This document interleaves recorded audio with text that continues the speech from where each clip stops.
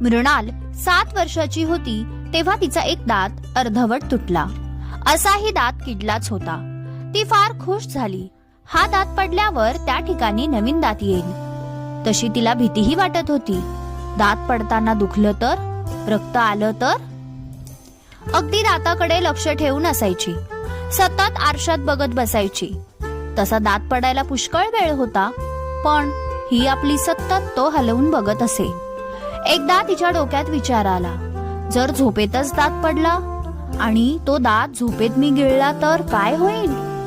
ह्या सततच्या विचाराने अंगावर काटा येत होता.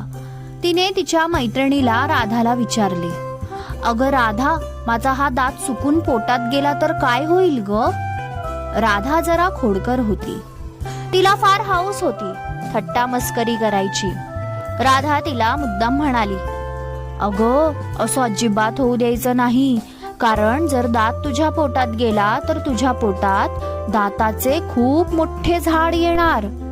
हे ऐकून राधा घाबरून गेली. तेव्हापासून ती दाताकडे जास्तच लक्ष देऊ लागली. संध्याकाळी आईने मृणालला आवडतात म्हणून संत्रे आणले. ती आणि तिचा दादा दोघेही संत्र खात होते. संत्रा खात असताना मृणालच्या जिभेला जरा रक्त जाणवलं. ती लगेच आरशासमोर जाऊन बसली. पाहते तर तिचा दात पडला होता. ती जोर जोरात रडायला लागली आणि ती आईकडे पळत सुटली. आईला म्हणाली, आई, माझा दात पडला वाटतं, पोटात गेला. आता माझ्या पोटात दाताचे खूप मोठे झाड येणार. ह्यावर आई हसू लागली. ती म्हणाली, नाही ग मृणाल, दात काय बी आहे का त्याचे झाड यायला.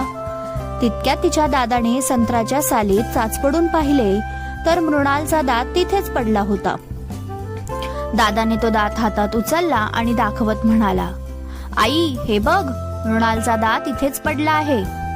आई म्हणाली, बघितलं, तुझा दात इथेच आहे. मृणालला आता रडता रडता हसूच येऊ लागले. तिने दात घेतला आणि त्याला निरखून पाहू लागले.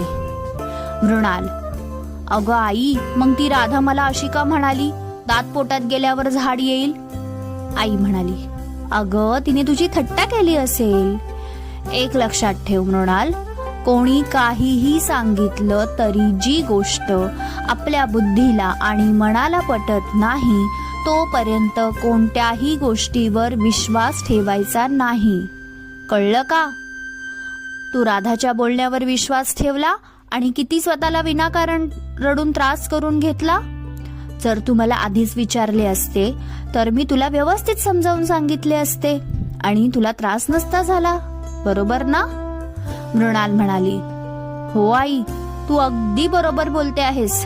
ह्यापुढे मी कोणी काहीही सांगितलं तरी आधी ते खरं आहे का खोटं हे तपासून बघणार. सर्वात आधी तुलाच विचारणार.